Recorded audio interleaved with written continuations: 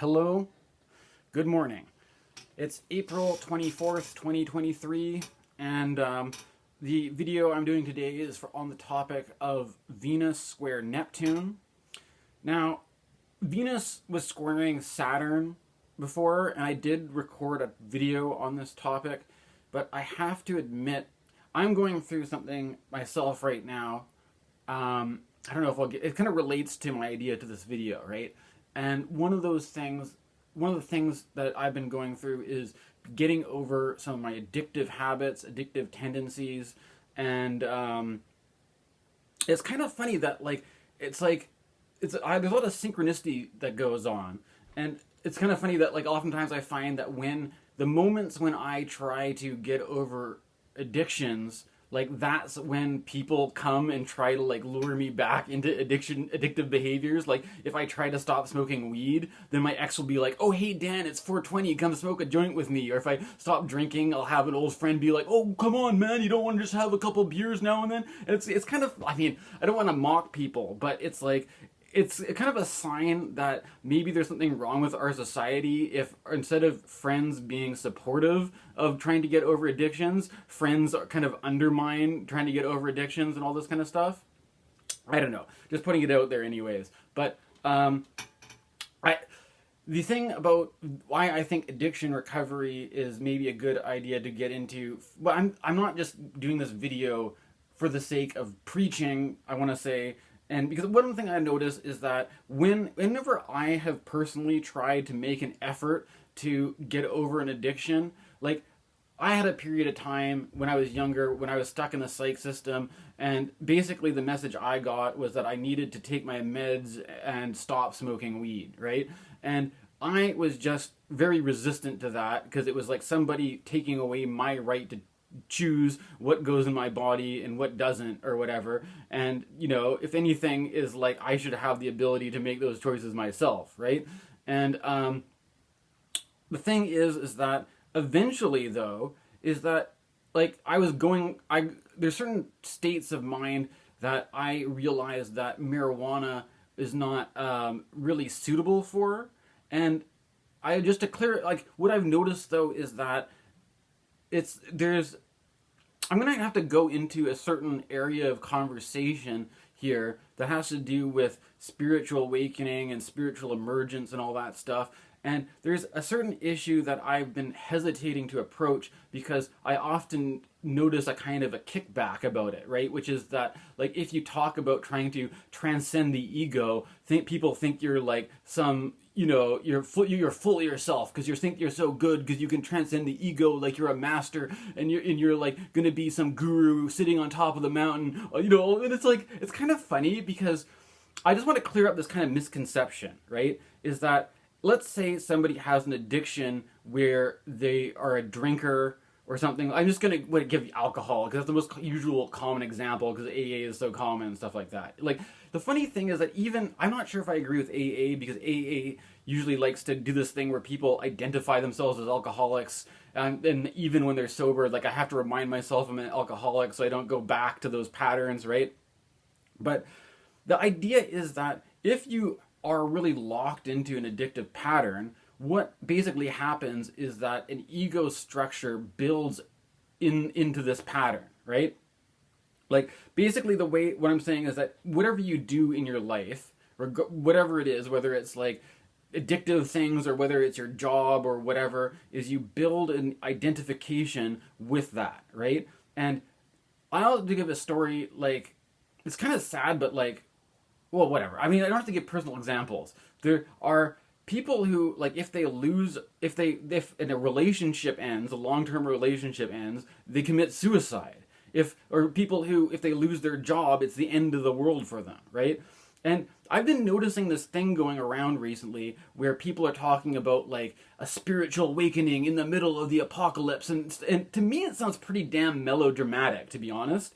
I mean, I realize that there may be some stresses and there may be, the war with Russia and the Ukraine is maybe a sensitive issue, and we've got all these, nuclear weapons that everybody's nervous about, but I don't think anybody really wants the end of the world, right? But there's something that, what I've noticed is that if human beings have this thing about like positive psychology. People like to think that they're very strong people, they're very adaptable people, they're resilient people, and they do these things and give themselves positive affirmations to like help support the fact that they think they. But if you look at more often than not, these kind of positive affirmations just seem to affirm what the ego structure that's already in place, and that people don't actually make any changes, right? And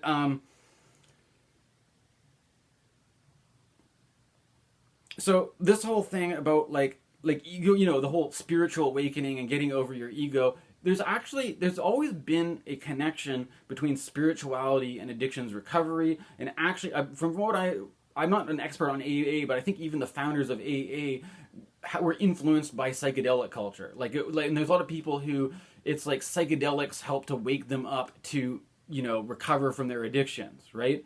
And that, so in that sense, psychedelics can be helpful for addictions recovery, but you have to also be careful not to get addicted to psychedelics, because I'm sorry, it kind of defeats the purpose. And what my impression is of people who are addicted to psychedelics is that they're just addicts, and they're basically numbing themselves out to the thing that's supposed to wake them up to see what the problem is, right? Like, you're like, oh, well, if I can't be addicted to this, I'll just be addicted to this instead, right?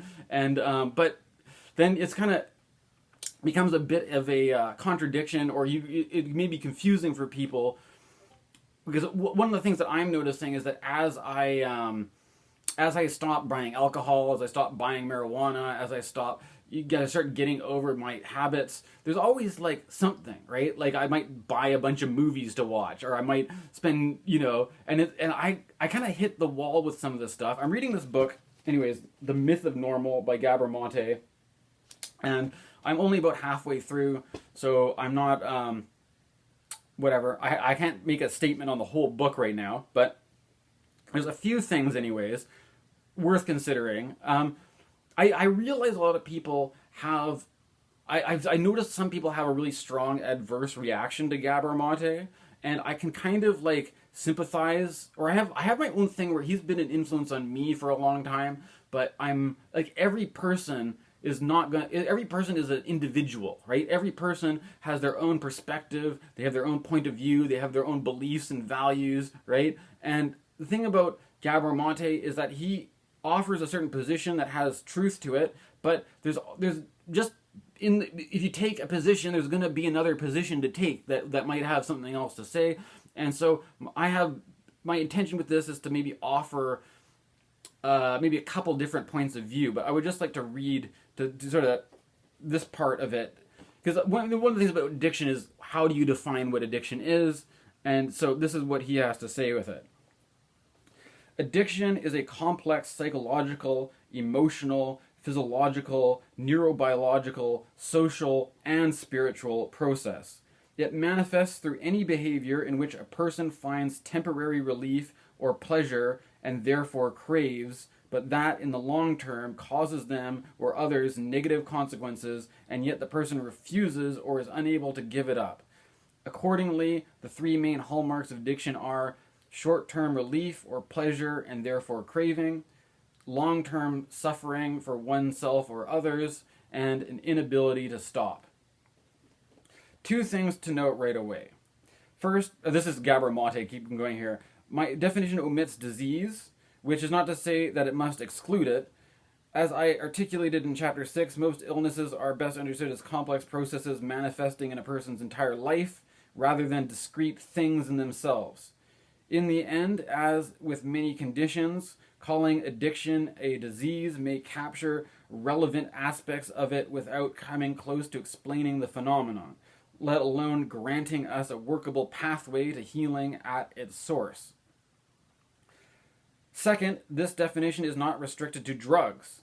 The same drive that often devotes itself to substances can activate any number of behaviors, from compulsive sexual roving to pornography, from inveterate shopping to the internet, both of which habits I know well, from gaming to gambling, from any sort of binge eating or drinking to purging, from work to extreme sports, from relentless exercising to compulsive relationship seeking. Does any of this sound familiar? From psychedelics, he even puts psychedelics and meditation in here, right? Now, this is the thing. Whatever, I'm going to keep going with it. The issue is never the external target, but one's internal relationship to it. So there you go. It's not that psychedelics themselves are necessarily not helpful because some people get addicted to it, but if you like, I don't. I'm gonna just flat out say it. I've never done this microdosing thing where you're just gonna microdose on shrooms in the morning instead of having a morning coffee. Like, I've never done that, and I never would recommend that. I'm gonna get into this a little bit more as well. Right? The issue is never the external target, but one's internal relationship to it. Are you craving and partaking of something that affords you temporary relief or pleasure, inviting or incurring negative consequences, but not giving it up? Welcome to the first meeting, free coffee in the back.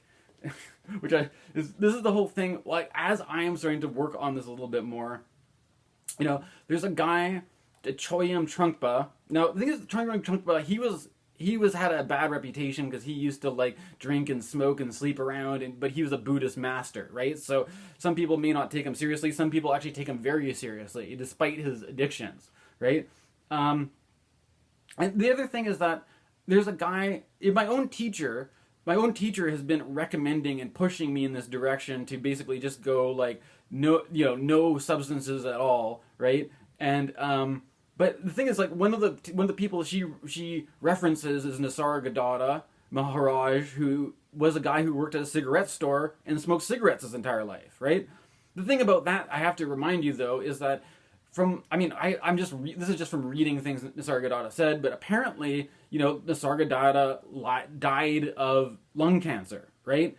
And that if you're a guru of spiritual master, and you smoke cigarettes all the time and you get lung cancer, like, there's this kind of this idea in spiritual circles that, like, if I'm spiritually in tune, I won't get sick and I won't die. But the honest thing is that even people who are well-respected gurus and masters end up getting sick and dying from one thing or another, and there's actually a lot of them who don't get over their addictions, right? And there's also this thing about the meaning of addiction is usually socially coded. Like, some addiction, like, as I read out of that list, no one's gonna fault you for being addicted to work, right? Or if you're addicted to exercising, then you can post it on Instagram and then you get addicted to the dopamine hit from how many fucking likes you get. Sorry for swearing, right? But like, then it turns into you've got your addiction for social media, and you've got your addiction to exercise, and you've got addiction to working, and now they all go together, just creating this thing that keeps, like, doesn't want to give up, and you've got this identity that just keeps whizzing around, right? It's pretty funny, isn't it? There's certain things about this, though. I have to admit, I'm not here to preach, because I'm just working on this myself.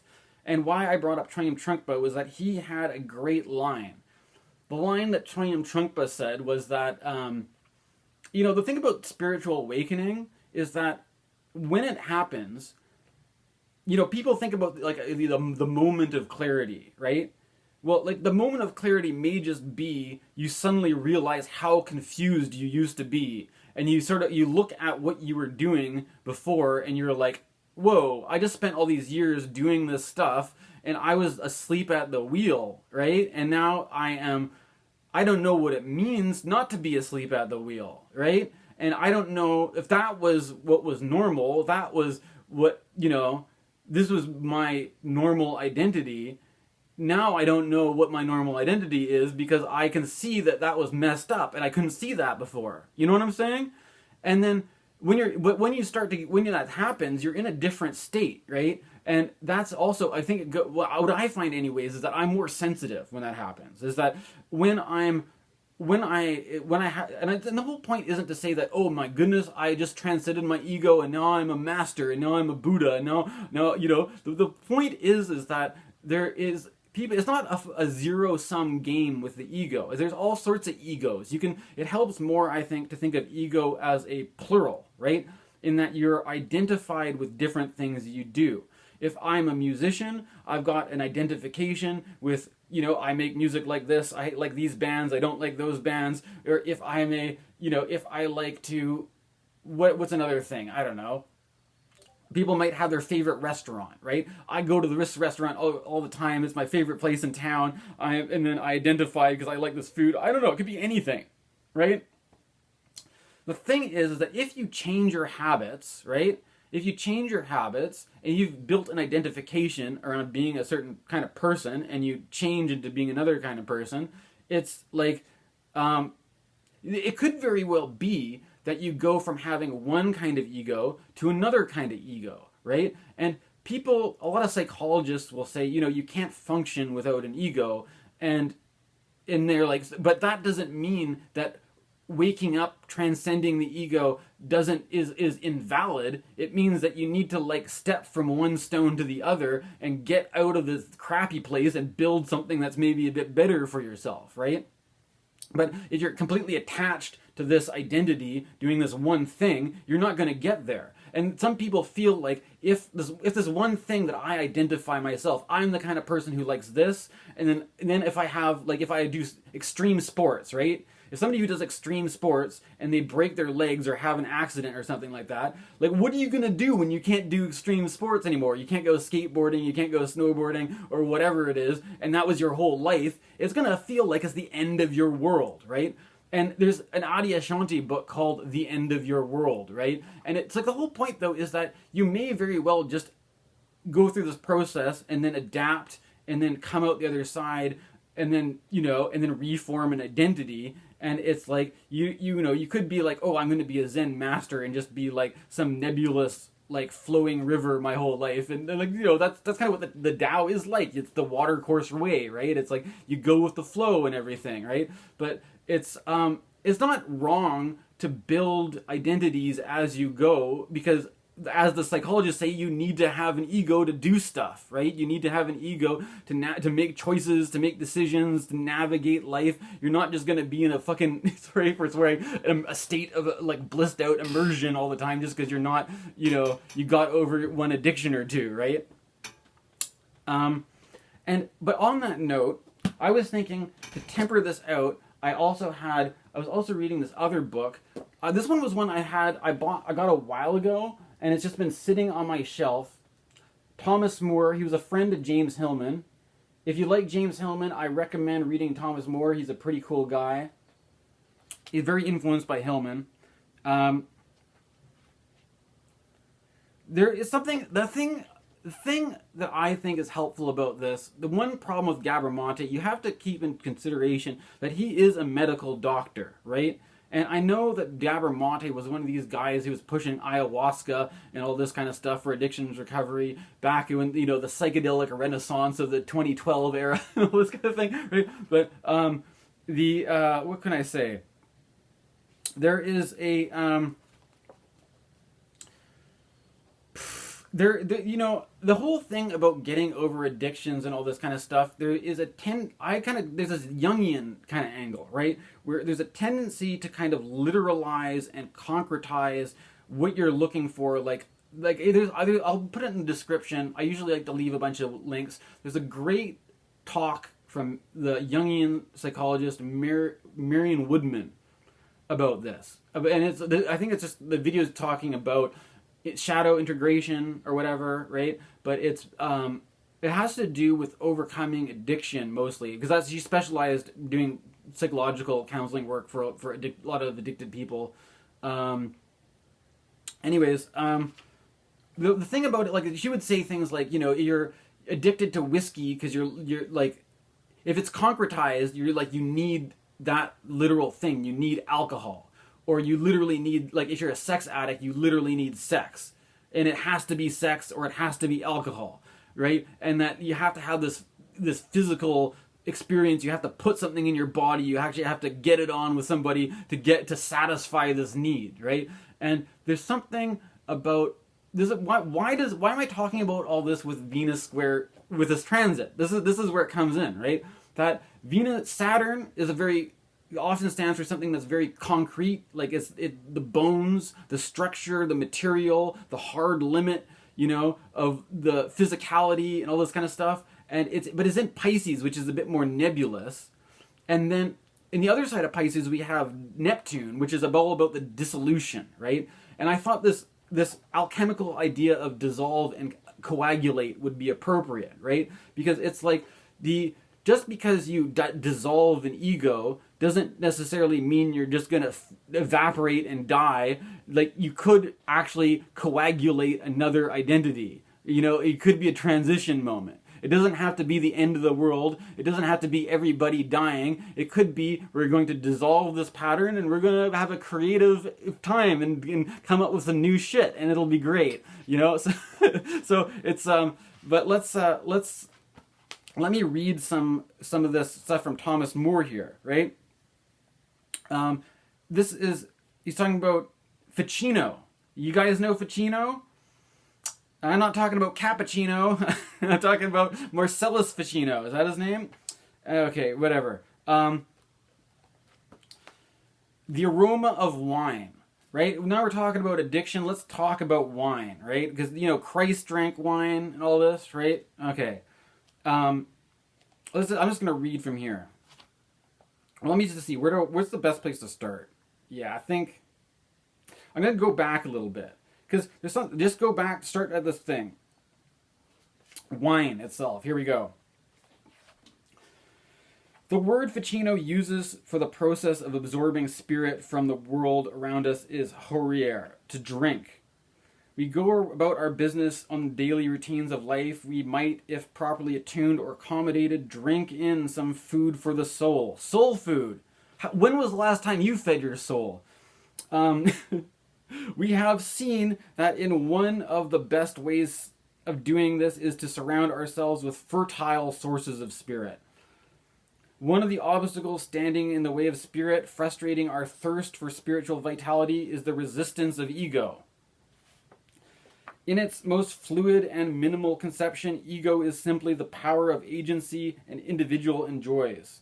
A person has the desire and acts it out.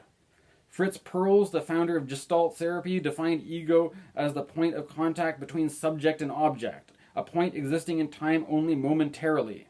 But clearly ego is much more than a function. So this is what they're saying, is that it's like something that exists at a certain point of time, right? Some people use this idea to describe ego as if you're watching a movie, and that a movie is different frames that are shown in succession, right? Different frames per second. What's the frame rate, right? And then the higher the frame rate, the more of a smoother image it is, and the lower the frame rate, the more choppy it is, right? But if you slow it down, you realize that what seems like fluid motion is actually divided by these little cuts, right? And that in the cut, there is these moments of ego, right? And the ego is there's an identification with whatever is going. It could be in a relationship.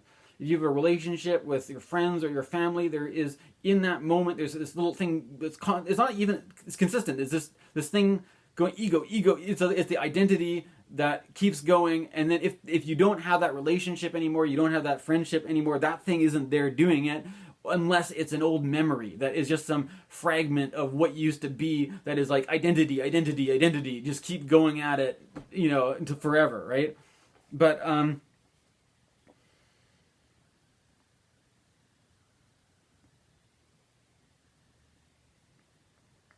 the sense of I involves as well an extremely sensitive awareness of individuality.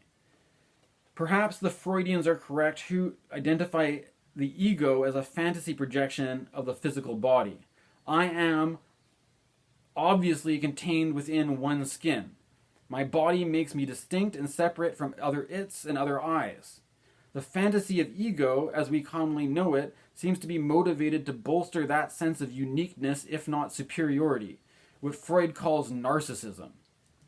A tendency to bend attention and energy back upon ego appears to be such a common cause of distress that one is tempted to label the 20th century sense of identity as the narcissistic ego. So they're saying, if you this is kind of an old book. We're in the 21st century now, but it's still this outdated form of ego is still running the day, apparently. In Love, War, and Politics, In the midst of involving international or personal projects, a whisper is almost audible. How am I doing? Am I accepted? The narrow role of ego is further strengthened by personal history. I includes all accomplishments and failures of the past. So you have this identity that's formed of all your shame, all the things you did wrong, and all these things you're proud of, and this is me, and I can go parade that around, right? And then we see in history of the ego causes present problems, and we are concerned about the future development of this ego. Indeed, there seems to be something essentially conservative about ego as we know it. It is fairly easy to imagine that habits and manners of an early period remain the same in ego's old age. In a sense, ego seems to age as much faster than the physical body.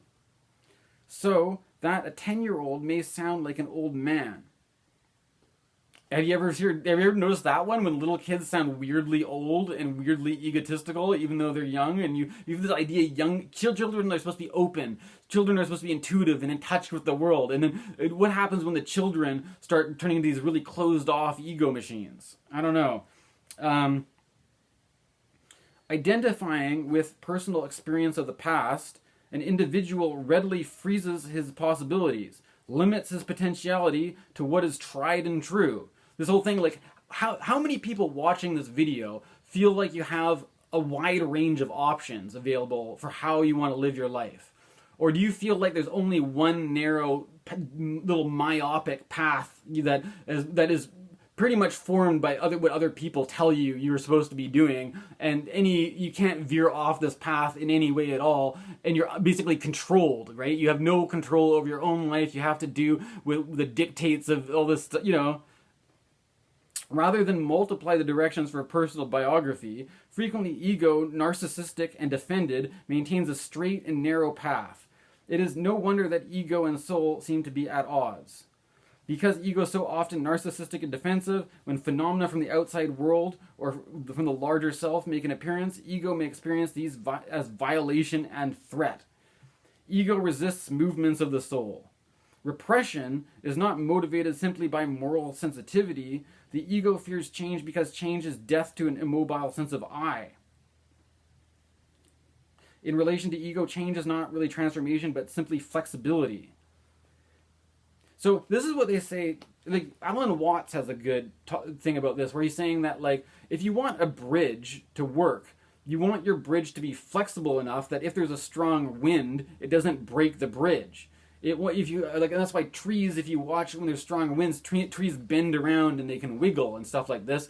And that it's like if your ego is too brittle, it's too just like this hardened, crusty thing, it's just gonna snap if there's any pressure put on it, right? But if you're more flexible, if you're more adaptable, if you're more accommodating, you can move with the currents of change without feeling so much pressure, right? And I think this is what I'm trying to say with the Venus. Saturn is known as a very fixed, rigid, conservative kind of force, and Neptune is the dissolving kind of force, right? And when we're under the Venus square Saturn, we can feel very isolated, we can feel very separated, we can feel very alone, right? Because we are under this kind of control of this, having this pattern locked down on us, and that we feel like, I feel so terrible, in order to cope, I need to take these substances to keep going, and stuff. Because if I don't take these substances, it feels like I could die. If I don't keep doing the same things, my life is over. Because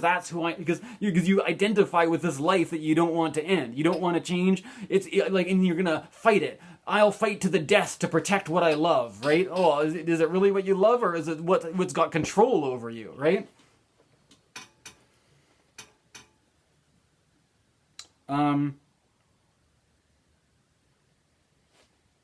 I'm just going to skip ahead here a little bit. And he talks about how, among scholars, for instance, the Senex attitude betrays itself in language. They advocate for rigorous scholarship, rigorous logic, rigorous self-control, and even rigorous exercise. Yet inextricably tied to the Senex rigor is the rigor mortis, the hardness of death so characteristic of an ego so influenced. Now, I'm just going to skip up hard. They're talking about, there's this whole thing about Dionysius, right? He says, Dionysius is the god of being torn apart. Or, put in another way, to be torn apart is to experience the god Dionysus. Dionysus is the grape crushed and fermented to resurrect as wine. And wine is the god taken into the body, affecting the soul. Profound paradox can be found in the nature of most deities. But in Dionysus, paradox is of the essence. In Dionysius, death and life are practically indistinguishable. To experience a Dionysian affirmation of life, proclaimed and championed by Nietzsche, one has to be torn apart. Touched by Dionysian spirit, ego feels the stupor of drunkenness and the pain of dismemberment. But these are only phases in the process of the reestablishment of life. The tight hold of ego loosens with Dionysian wine spirit. Stiff joints are oiled. The brittle paste that holds together the unified personality dissolves, revealing an inner multitude of possibilities along with their very unrigorous virtues. Ambiguity, paradox, contradiction, amorality, ambivalence, uncertainty. Wine, therefore, as an image, is the answer to the hard defensiveness of the narcissistic ego. It parallels the earth element in nature, for in the natural world substance, cohesiveness, and the stability form a true foundation. But in the psychic realm, one's base has to be fluid like wine. It has to support not stability and security, but multiplicity and movement. By introducing the element wine under the patronage of Dionysus, Ficino makes it clear that the Bacchic insanity and illogic are fundamental to the psyche. But the character of Dionysian consciousness is intricate and vast, requiring volumes of exposition. One can find the modern role of Dionysus elaborated in numerous outstanding authors. Nietzsche, of course, Norman O. Brown, Karl Karenyi, Walter Otto, and James Hillman, to name a few. The Dionysian modality described in these authors serves as an antidote to that excessively masculine, particularly Apollonian and Saturnian attitude that so petrifies the ego. To say yes to a life without avoiding life's death and pain creates a drunken, androgynous, sensual, polymodal response. All right. So, I don't know. I was cautious anyways that, I don't want to go around preaching to people, like I said, that the best way to handle things is just to get over all your addictions. And I know that there's a lot of people who may not even be in a position where that makes sense for them. There's a lot of, if you read that Gabor book, there's people who have lived very, very traumatizing lives that are absolutely horrific, right? And that these people are not just going to stop using whatever relieves their pain to change. What are they going to change? To change to fit your idea of what they should be? And you're not going to change? You get to keep all your bullshit, and then they have to change? And then the whole problem is that if you go around trying to push it on people, telling people that they have to change, then what often happens is there's a kickback, I find, right? That if you tell people they have to do something like this, they're probably just going to say, screw you, I'm going to do it my way, and do the opposite of what you suggest. But the thing about this is it's a kind of a paradox, in the sense that the wine could be both, there's literal drunkenness, and then there's the drunkenness of having your ego dissolve, and they're not the same thing, right? And there's a resistance, and sometimes a psychedelic, sometimes alcohol, sometimes, you get so attached to the materiality of a molecule, a chemical. You think that just because something is these people, now we're going to have a psychedelic renaissance, and we're going to legalize mushrooms, and that's going to be the panacea that cures all society of all of its problems, and that alcohol is the problem. It could be somebody who is fucking screwed up from doing too many mushrooms, and is beating themselves into trying to be a perfect person, could just have one drink and then be like, oh, I feel so much more relaxed from that. Right? The point is it isn't the alcohol, it isn't the mushrooms, it's the own ego, which is so stubborn to even surrender any possibility of control on the situation, and to embrace change and something different, and that it has to lock in. Psychedelics, in my opinion, can just be as bad as alcohol, right? And this is what I want to see. I had a friend, I have this attitude that I've been off psych meds for a long time, and I don't want to be on psych meds. But I had some friends, other people who didn't like being on psych meds, and I saw them try to get off and do very badly, right? And the one thing that I saw, it should just be common sense that if you're trying to get off psych meds, doing a lot of psychedelic drugs is probably not going to help you out very much. It's probably just going to make it, you're going to have a bad time. You know what I'm saying? So if, the point is that if you're just coming off of something and you're going through withdrawal and you're like, oh, this withdrawal is really uncomfortable, I should take something else to make there's no fucking point in the first place. No fucking point. And then also, if you're on, I also made the decision when I was in the psych system and I did have to take antipsychotics. I had to admit, I tried psychedelics while I was on antipsychotics, and it was just fucked up. Don't do it. Like, why would you do that? It's like it's like putting one foot on the brake and one foot on the gas and slamming the both at the same time while the fucking smoke blows out the back of your car. You're just doing a fucking burnout for no, let's just put twice the amount of toxic shit in my body for no reason. It's like, it's a complete idiocy. So, I mean, but now there's going to be people, if I say that, people are going to just do the same, you can't tell me what to do. Well, okay, great, fry your ego out, see how you go with that. And then, then you just end up, if you can't deal with it, don't, don't even bother. Sorry if I'm, I don't know, excitable in this video. I don't This is, anyways, though you're wondering how this goes with the transits, like I said, Neptune is the dissolver. Saturn is the one that keeps you fixed in that rigor mortis state where you feel like you're going to die because you can't accept change, right? And so what's going to happen when Venus squares Neptune? We're going to have a little bit more of the dissolve. And I'm just here to remind you, you don't have to, don't give in to this Christian Millerian apocalypse, end of the world bullshit. Death trip that everybody... I know I made a video about we got a full moon in Scorpio. The whole point, you gotta understand, if you just let yourself getting carried away by a full moon, that's why they call it fucking lunacy, lunatic behavior. We're gonna have to deal with this full moon lunar eclipse, but it doesn't mean you have to be a lunatic about it, right? And don't believe this end of the world death trip just because maybe we have to change some things. Maybe we have to do some things differently. You can go through changes. It's not the end of the world. Okay. I'm just at least to try to be a little bit more hopeful about it. And another thing, the Neptune also has to do with delusions, right? You gotta watch out for being delusional. And just because you think you're in a position of power, just because you're in a position where you have a lot of Facebook followers, a lot of, Alex, how many people Alex Jones has following him? And you think he's not delusional? Or I'm not even gonna, I'm not gonna name names, right? But there's obviously some real bullshit out there, right? And if you think the fucking Bavarian Illuminati are still around, you got another thing coming. That's all I got to say.